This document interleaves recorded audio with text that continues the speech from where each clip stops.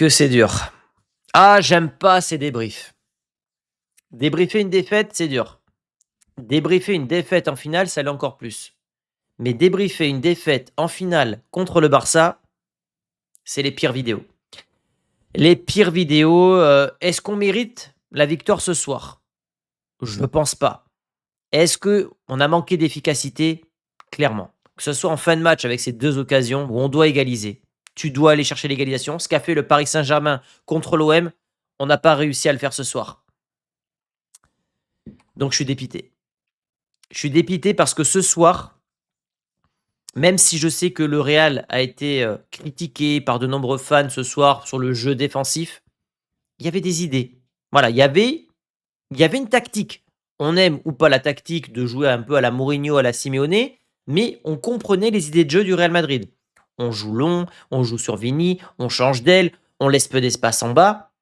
J'ai retrouvé la confrontation Real-Barça de l'ère un petit peu Guardiola-Mourinho. Alors évidemment, toute proportion gardée, vous connaissez l'expression, mais il y avait des idées. J'ai retrouvé de la solidarité. Raúl Asensio, Valverde, Vinicius.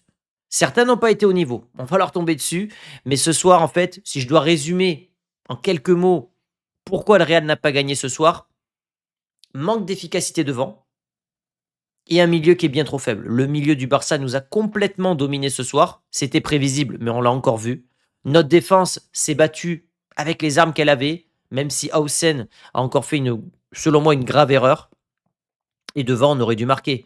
Que ce soit Vinicius au tout début de match, puis Gonzalo Garcia, et donc en fin de match avec ce que je viens de vous montrer. Et ça, quand tu joues contre le Barça, ou même contre des matchs de Ligue des Champions, en Ligue des Champions, tu ne peux pas louper ce genre d'occasion. C'est ça qui m'embête, et le fait qu'on perd de plus en plus de finales. Le Real, il y a un slogan qui est très simple, et qu'on a appliqué pendant 10-15 ans. On souffre, mais on gagne. Là, on a souffert, mais on perd. On perd de plus en plus de finales. Et si on regarde le ratio, je ne l'ai pas là, je ne l'ai pas trouvé ce soir, le ratio de finales jouées sur la décennie 2010-2020 et par rapport au nombre de titres remportés et qu'on le refait sur cette décennie 2020-2030, je pense que le ratio sur cette décennie-là est en baisse. Est en baisse. Donc vraiment, je suis un peu dégoûté. Je pense que l'état d'esprit de l'équipe était bon ce soir. Je pense pas, à moins d'une énorme surprise, je peux me tromper, que Xabi Alonso se fera virer parce que ça se joue pas à grand chose. Tu prends pas une branlée ce soir et ça se joue, ouais, ça se joue à des détails, quoi. Une finale, ça se joue à des détails. Mais oui, on peut avoir quand même des regrets sur notamment l'efficacité qu'on a pu avoir devant. Cet homme-là, à chaque fois, nous abat. C'est lui, hein, le meilleur joueur du Barça. C'est pas Yamal. Et lui, à chaque fois qu'il joue contre le Real, il est 9 fois décisif, 5 matchs, 7 buts, 2 passes D, même si en plus le dernier but qui marque, beaucoup de réussite. Il glisse, c'est contré par Asensio. Ça arrive, ça arrive. Bravo au Barça quand même pour leur victoire. C'est quand même une équipe qui, depuis leur défaite lors du dernier Classico, a su rebondir. 8e titre en 8 finales pour Flick, qui continue et qui est donc à un titre du record de Zidane. Donc bravo au Barça, même si ça, évidemment, vous me connaissez, ça m'embête de le dire. C'est à nous de travailler, c'est à nous de progresser. Et on est en retard sur eux. On est en retard sur plein d'équipes, sur le PSG, sur City, sur le Bayern. C'est à nous de bosser. Il faut faire le dos rond, il faut bosser. Est-ce que ce soir, la seule truc que je me dis, c'est le côté solidarité, qu'on peut le faire, qu'on tienne tête au Barça, ça va un petit peu remotiver le Real. C'est un peu ça la seule interrogation que j'ai ce soir. Et c'est dommage parce que Vini nous sort son meilleur match depuis le dernier Classico. Avec une victoire, je pense que ça aurait clairement relancé sa dynamique. Il avait besoin d'un match comme ça. Malheureusement, il n'y a pas la victoire derrière. Et ça, c'est chiant. J'ai peur qu'il retombe dans ses travers dès le prochain match. J'en ai bien peur. Alors qu'avec un titre, ça aurait été différent. Gonzalo a été plus utile défensivement que devant, mais il a marqué son petit but. On va y revenir tout à l'heure. Et voilà. Bon, posez-moi vos questions. On y reviendra demain dans les questions-réponses, les amis. Désolé, je suis enrhumé. Donc, allez sur mon Instagram dans la story et je répondrai à toutes vos questions demain aux alentours de midi ou 13h. La compo, la compo, pareil, hein, Xabi Alonso fait avec ce qu'il peut. Les 3 de devant, c'était les 3 attendus, donc pas de Mbappé titulaire. Au milieu de terrain, pareil. Et donc, le seul changement par rapport à l'Atlético, c'était la titularisation d'Hausen avec Raúl Asensio. Raúl Asensio qui, selon moi, a encore marqué des points ce soir. Hausen, pour le coup, ça n'a pas été forcément le cas. Il n'a pas été catastrophique, mais pour moi, il est directement impliqué sur le but. Je parlais tout à l'heure d'efficacité offensive. Je parlais qu'une finale se gagne sur des détails. Bah, si tu ouvres le score, je te dis pas que c'est un match différent, mais le Barça doit se livrer un peu plus et ton plan marche à merveille. Parce que le plan de Xabi Alonso, c'était de les aspirer pour mieux les contrer, avec notamment le jeu long que ce soir a appliqué énormément Thibaut Courtois. Tu ne marques pas là, tu ne marques pas ici, avec Gonzalo Garcia, que des frappes sans puissance. Tu dois arrêter avec vos plats du pied, mettez des pointus, tapez du coup du pied, mais fusillez-moi ce gardien en fait. À un moment, voilà, quand tu es face au Barça, tu dois pas faire de cadeaux. Et on a failli prendre un but derrière par une erreur de Valverde. Bon, bref, c'est pas très important. Mais c'est Rafinha qui va marquer quelques secondes après. Et le Barça va ouvrir le score. Et quand je parle de caractère ce soir, le Real, mine de rien, revient 2 fois au score. 2 fois le Real est mené, 2 fois le Real revient au score. On n'a pas pu le faire une troisième fois parce que on était fatigué. On aurait dû le faire avec les screens que je vous ai montrés en début de match, mais c'est pour ça que je suis triste, mais j'y vois un petit peu d'espoir. En tout cas, super but de Rafinha qui joue magnifiquement bien le coup entre les jambes de Tchouaméni et là, pour le coup, Thibaut Courtois ne peut pas nous sauver continuellement. Et d'ailleurs, il faut se poser une question, hein. Courtois, je fais une petite parenthèse sur lui. Il fait encore un match grandiose. Le jour où ce mec quitte le club, on aura les mêmes dégâts qu'après le départ de Tony Kroos. Ça va être très dur. Ce gars-là nous sauve à chaque fois de. Bah, ce soir, sans Thibaut Courtois, hein, tu peux finir à 5-2 comme l'année dernière. Et ce qui m'énerve, c'est qu'on perd le ballon au milieu de terrain. Je sais plus si c'est Bellingham ou Camavinga. Il me semble que c'est Camavinga, mais récupération du Barça et but derrière de Rafinha. Notre milieu de terrain ce soir, Camavinga, je suis désolé, mais quand je dis qu'il faut le vendre à la fin de l'année, il a pas le niveau. Il a pas le niveau. Outre les blessures, son niveau de jeu est tellement irrégulier. Son jeu sans ballon n'est pas bon. En termes de caractère, je trouve que pareil, au bout de 5 ans, quand tu es au Real, tu peux pas dégager ça. Il y a des joueurs ce soir qui ont perdu énormément. Il y en a qui se sont montrés, qui ont gagné des points, du crédit auprès du coach, des socios et des dirigeants. Mais il y en a qui en ont perdu beaucoup, je pense. Exploit de Vinicius. Exploit de Vinicius qui va dribbler toute la défense du Barça. C'est pour ça que j'ai des regrets parce que ce match-là, je parlais de points d'inflexion lors de l'avant-match. Ça ne se joue pas à grand-chose et ça change, selon moi, le tournant de la saison. De la saison. Parce que Vinicius fait un exploit de malade. Il enrhume Koundé avec un petit pont. Il va dribbler toute la défense et il va mettre un but extraordinaire. Et je voulais vous partager un truc. C'est absolument honteux. Je vais vous mettre, c'est Riles qui a pris le screen sur Twitter. Je vous le mets. Écoutez ça, les commentaires de l'équipe sur le but de Vinicius. But de ouf de Vini, écoutez ça. Calmez-vous, provocateur comme d'habitude, Vinicius Junior. Ça, c'est le commentateur de l'équipe. Calmez-vous, calmez-vous. Le mec vient de mettre un but où il dribble toute la défense du Barça. Calmez-vous, calmez-vous, il est provocateur. C'est une honte. Petite parenthèse, c'est une honte. À la rigueur, il devrait prendre un créateur du Real, un créateur du Barça, faire venir les deux, qui connaissent mieux leur club que ces journalistes-là. Mais là, c'est plus possible en fait. Si Yamal ou Rafinha fait ça, il se lève de la chaise, il dit que c'est le but de l'année, que c'est extraordinaire. Et là, je vous le remets, écoutez bien ce que dit Tarago sur le but de Vinicius, qui est un but qui relance la rencontre, mais qui en plus de ça est magnifique. But de ouf de Vini, écoutez ça. Calmez-vous, provocateur comme d'habitude, Vinicius Junior. C'est absolument honteux. On va pas faire 3 minutes sur ça, mais je voulais quand même partager ce qu'avait enregistré Riles parce que ça m'avait écœuré. Vinicius, quel dommage.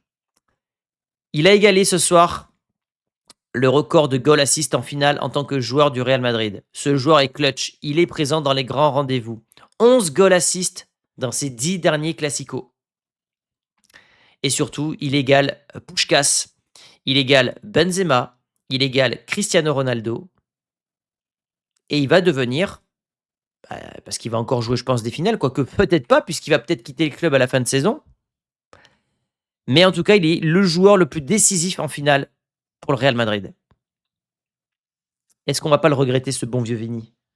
Ça aussi, je vous dis que ce match-là peut avoir des conséquences énormes sur le Real, sur Vini, sur sa carrière, sur la suite. On peut avoir un Xabi Alonso qui se fait virer au moment où je tourne la vidéo. On peut avoir un Vini qui, en cas de victoire et de héros, bah, ça change sa destinée au Real. Non, franchement, c'est dur. C'est dur, c'est dur.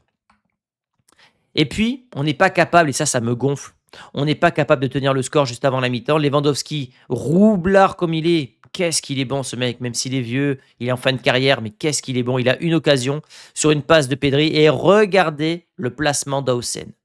Quand je vous dis que ce Real le Real a des joueurs qui n'ont pas le niveau, au lieu de couper l'angle, il s'écarte de Lewandowski, ce qui fait que Tchouaméni qui ne le voit pas, bah, ne peut pas le marquer. Lui voit l'action, il a le jeu face à lui, Hausen, il doit couper la trajectoire, il doit mettre un coup d'épaule, il doit tacler.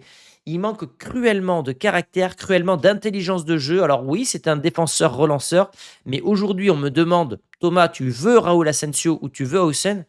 1000 fois Raúl Asensio. Moi, Raúl Asensio, dans 2-3 ans, ça peut être notre nouveau Ramos.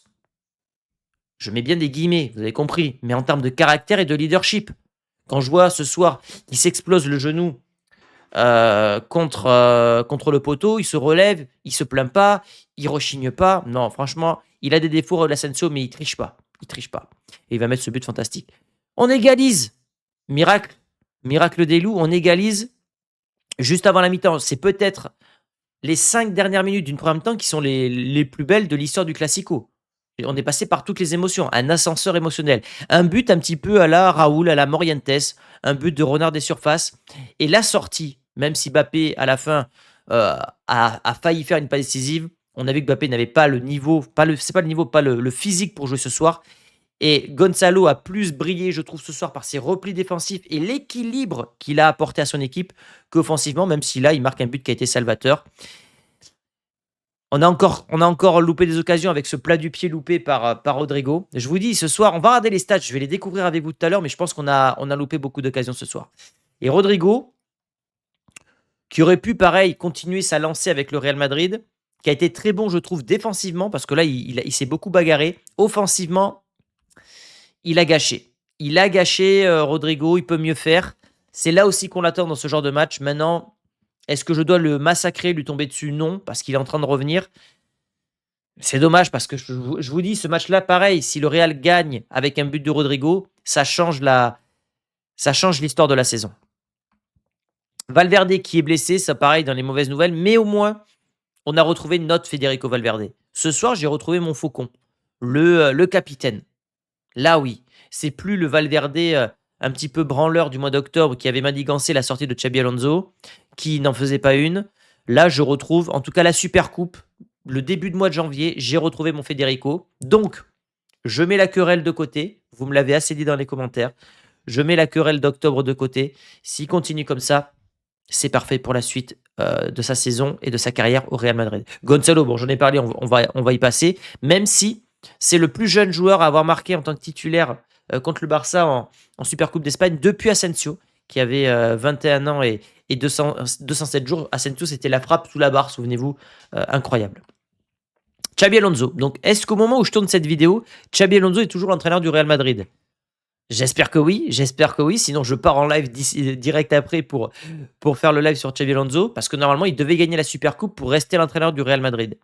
Maintenant, étant donné que ça se joue à rien, qu'on a retrouvé, je sais pas, une osmose dans l'équipe, on a l'impression que les joueurs sont de nouveau avec lui, les Vinicius, Valverde, tout ça, je trouverais ça vraiment cruel qu'il soit viré maintenant, surtout pour mettre qui derrière. Donc bon, mais lui pareil, ça change son histoire, parce qu'il pouvait gagner son premier trophée, et peut-être le seul trophée, parce que ça se trouve à la fin de la saison, il sera viré, Xabi Alonso. Donc je vous dis, ce match-là aura des conséquences terribles pour les différents acteurs que je viens de vous partager. Je suis vraiment dégoûté pour lui. En plus, il pouvait mettre fin à la série mythique de Flick, donc c'est... Bah, ça me fait chier. On passe aux stats de la rencontre, les amis,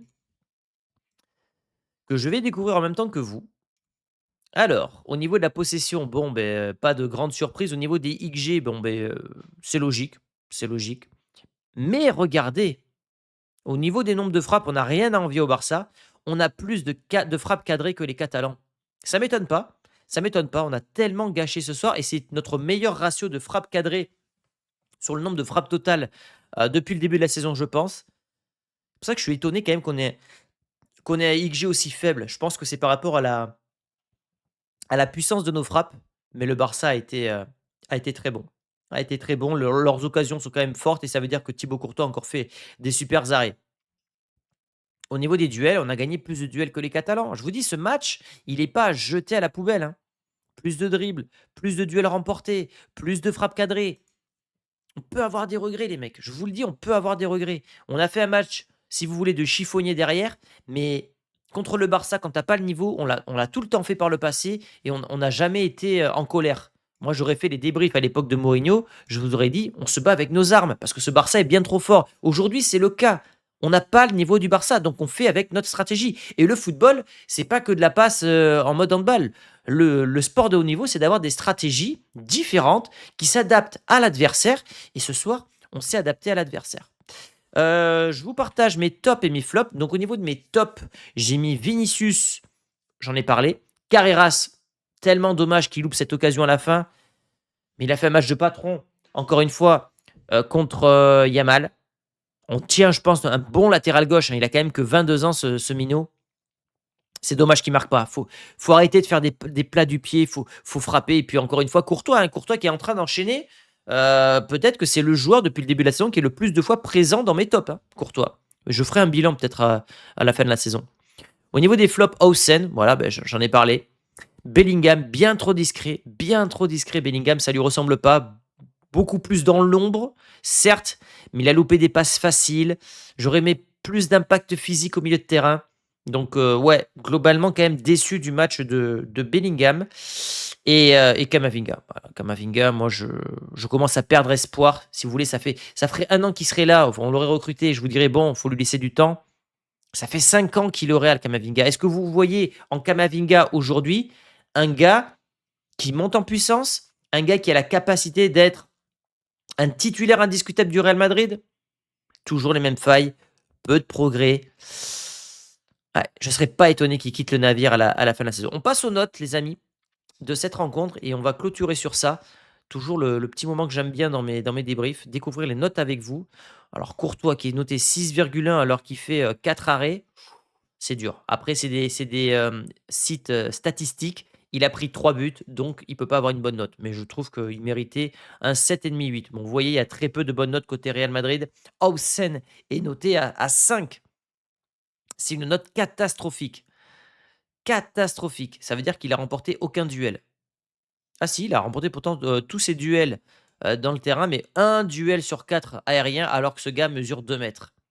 C'est... Ouais. Ouais, 5 c'est sévère, mais en même temps, Tchouaméni, bon, rien à dire sur lui, il joue pas à son poste. Je ne l'ai pas trouvé particulièrement mauvais ce soir. Raúl Asensio, à mes yeux, méritait une meilleure note. Voilà, je trouve qu'il a été bon. Il joue à un poste qui, pareil, il a 22 ans. C'est jeune, 22 ans. Euh, 20 ans, 22 ans. Notre défense manque d'expérience, clairement, clairement. Ouais, donc je trouve que c'est un peu sévère pour Asensio. Voilà. Carrera 6, il méritait mieux. Voilà, il méritait mieux. Je trouve qu'il a un petit peu pocket Yamal. Et au niveau du milieu de terrain, Rodrigo, bon, il a loupé. Voilà. Trop gentil Rodrigo ce soir. Même au niveau des corners, très mal tiré les corners. Ouais, c'est peut-être le reproche que je lui ferai ce soir, c'est qu'on a 4 ou 5 corners et il les tire très très mal. Camavinga, bon, ok, j'en ai parlé. Bellingham, pas bon du tout, pareil. 7 duels gagnés, c'est pas assez, surtout avec le milieu du Barça, tu dois gagner tes duels. Donc ils sont quand même beaucoup plus frêles que toi.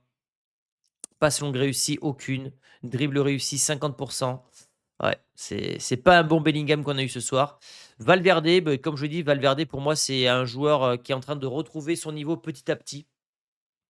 Donc on peut s'en réjouir. On peut s'en réjouir. J'espère que sa blessure n'est pas trop grave, puisque c'est lui, hein, d'après la presse espagnole, qui a demandé à sortir. Gonzalo, alors il ne mérite pas cette note-là non plus. Bon, on comparera demain avec les notes de Marca. Mais il marque son but. Il a fait les replis défensifs.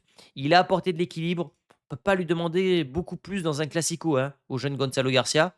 Et il fait un bon début de mois de janvier. Et donc Vinicius, qui est pour moi le meilleur joueur ce soir. 4 tirs cadrés, mais bon, c'est pareil. Des fois, les frappes sont trop gentillées, quoi. Trop gentillettes. Et au niveau des duels, ouais, et dribbles réussis, c'est combien? Ouais, 4 dribbles réussis. C'est pas extraordinaire, mais c'est pas non plus catastrophique. Est-ce qu'il a joué sa dernière super coupe avec le Real, Vinicius? Quand je vous dis, je pense que ce sera peut-être mon titre de demain, mais ça change le destin de plein d'hommes, ce match-là. Donc, un peu dégoûté, un peu dégoûté. J'aurais pu même partir en live derrière en cas de victoire. Donc, je vous avoue que ça me saoule un petit peu. Mais bon, c'est comme ça, les amis.